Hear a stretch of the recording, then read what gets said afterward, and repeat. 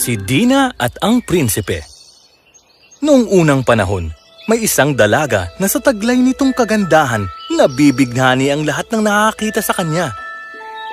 Marami ang nakapagsabi na may taglay siyang liwanag na parabang isa siyang anghel. Naaamoy ng mga tao kahit sa malayo ang bango ng kanyang mga damit na parang nilabhan ito sa napakaraming rosas.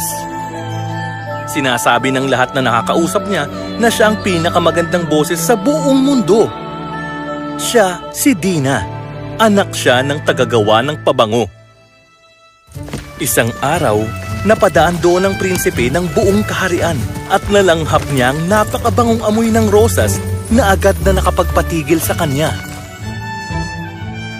Noong ding mga oras na yun, lumabas naman si Dina sa hardin at nakita siya ng prinsipe. Napaibig siya dito sa unang sulyap pa lamang.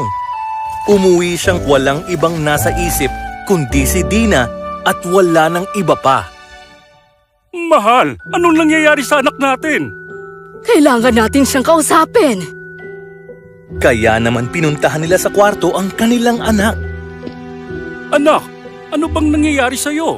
Nakikita naming hindi ka na aktibo dito sa palasyo. Hindi ka na rin nakikipagkaibigan. Ilang araw ka nang hindi kumakain, iho.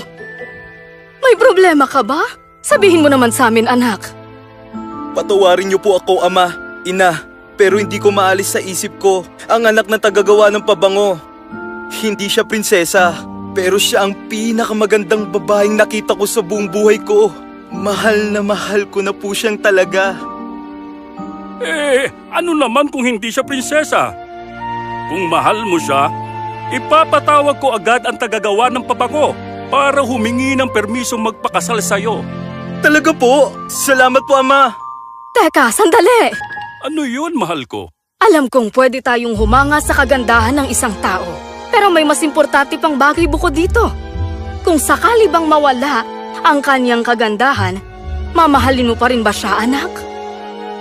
Tama ang iyong ina. Pag-isipan mong maigi, anak. Pansamantala lamang ang kagandahan. Alam ko po yun, ama. Yan ang dahilan kung bakit nahiya akong sabihin sa inyo ang lahat ng ito. Gusto ko siyang mahalin ng buong buo.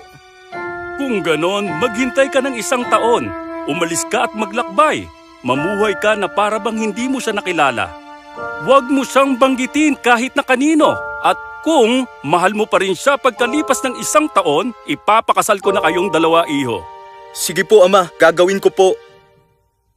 Naglakbay nga ang prinsipe sa malalayong lugar.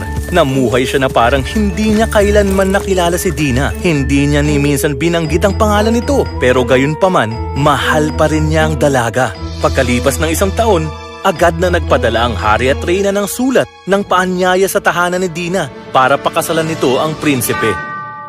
Aba, salamat! Papa, ano pong gagawin natin?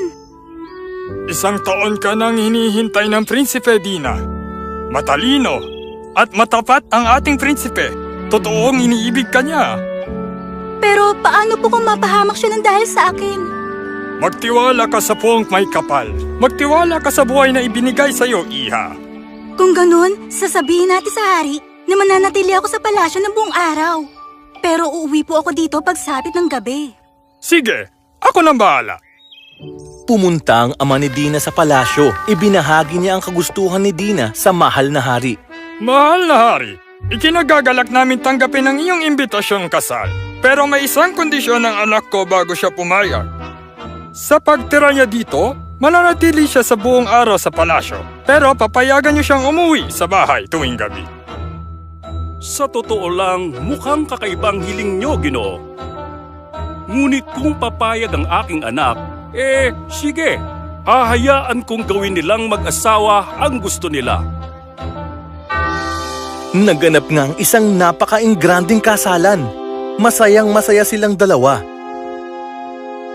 Kahit alam ng prinsipe na kailangang umuwi ni Dina tuwing gabi, masaya naman siyang makakasama na ito ng buong araw. Ngunit hindi niya inaasahan na nangyari ng sumunod na araw pagkatapos ng kasal. Bakit umuwi ka agad sa iyong ama pagkatapos ng kasalan? Gusto ko lang malaman. Masaya ka ba? Tignan mo ito, may dala ko para sa'yo. Gusto mo bang sumama sa akin maglakad sa labas? Ha? Nagtagal ng ilang buwan ang ganitong sitwasyon. Gabi-gabi umuuwi si Dina sa kanyang ama. Pagsapit ng umaga, bumabalik sa palasyo si Dina. Buong araw lamang siyang umuupo sa tabi ng bintana na hindi man lang tumitingin sa prinsipe. Mahal na mahal ng prinsipe si Dina kaya hindi niya magawang magalit dito. Mahal mo ba ako, Dina? Sabi mo sa akin kung paano kita mapapasaya. Masaya na akong tumingin ka sa akin ngayon. Salamat. Totoong mahal ng prinsipe si Dina, ngunit nalulungkot siya tuwing naiisip niya na hindi niya ito mapasaya.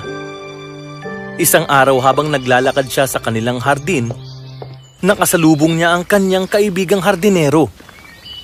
Mahal na prinsipe, nalulungkot akong makita kang hindi masaya. Sabihin mo sa akin kung anong problema.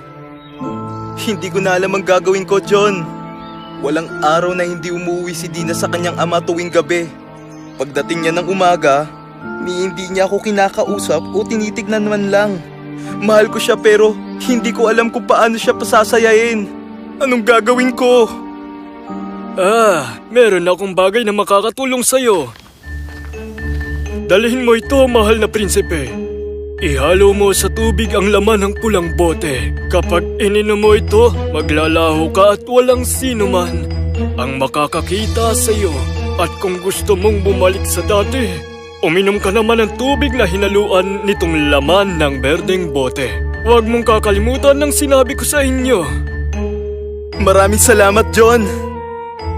Kinagabihan, ginamit ng prinsipe ang pangpalaho. Sumakay siya sa karwahe kasama si Dina na pauwi sa kanyang ama.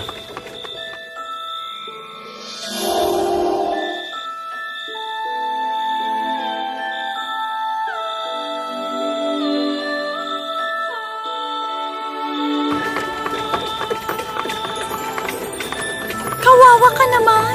Napakalungkot mo siguro. Alam mo, napakasama ako sa prinsipe. Gusto ko na sabihin sa kanya lahat, pero hindi pwede. Malinaw ngang mahal na mahal ka niya para hindi kanya piliting magsalita. Purihin ang hari ng kalangitan! Simulan na ang konserto! Umawit si Dina at ang mga anghel, taglay ang pinakamagagandang boses nila. Umawit sila hanggang umaga, hanggang sa patigilin ito ni Indra. Panginoon, gusto ko pong... Hindi pa panahon, Dina. Pagbalik sa palasyo, ininom ng prinsipe ang tubig sa berdeng bote. Agad niyang kinausap si Dina. Dina, meron akong kakaibang panaginip kagabi. Nakita kita sa isang karwahe kasama ang isang anghel at kumakanta ka sa harapan ng hari ng kalangitan. Pero hindi ko maiwasang maramdaman na meron kang dinaramdam. Ano ba talagang problema, mahal ko?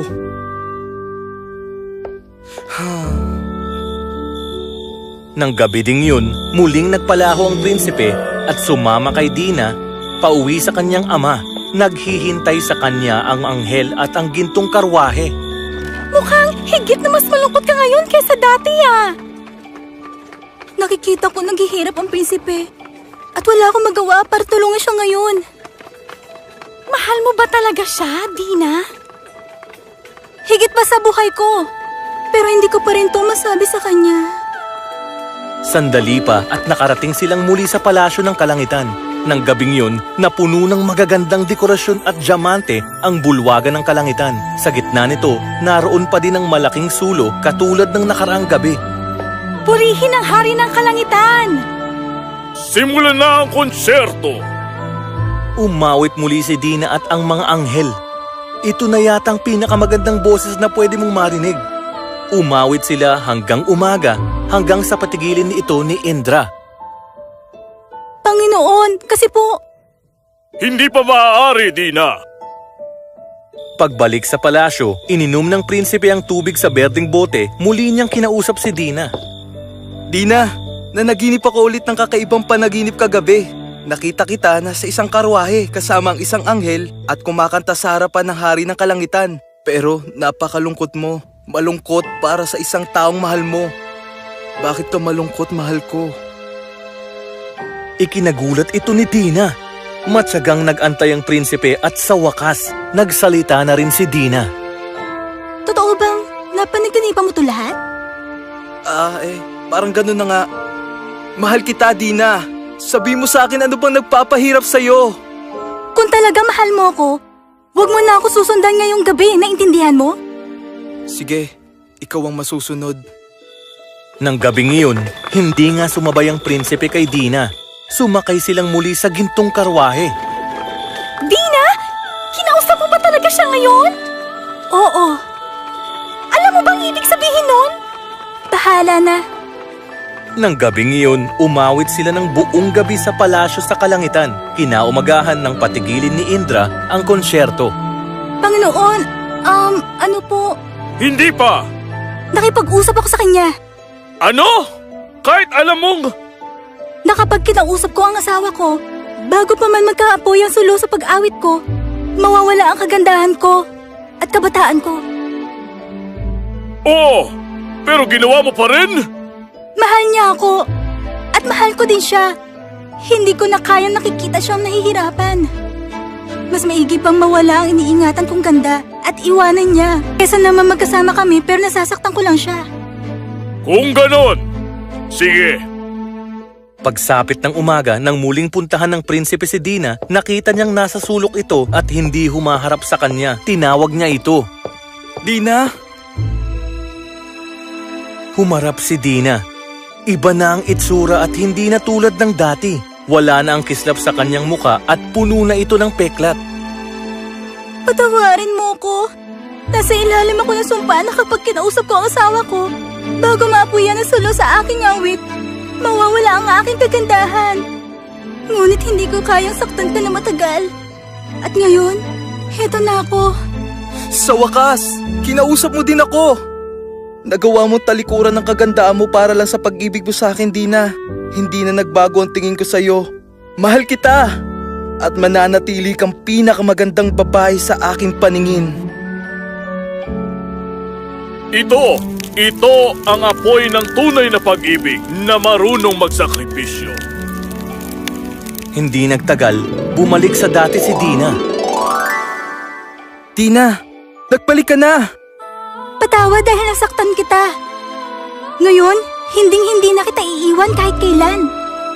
At sa wakas, nakamta na din ng prinsipe ang pagmamahal ni Dina. Namuhay sila ng masaya sa piling ng bawat isa na may buo at wagas na pag-ibig.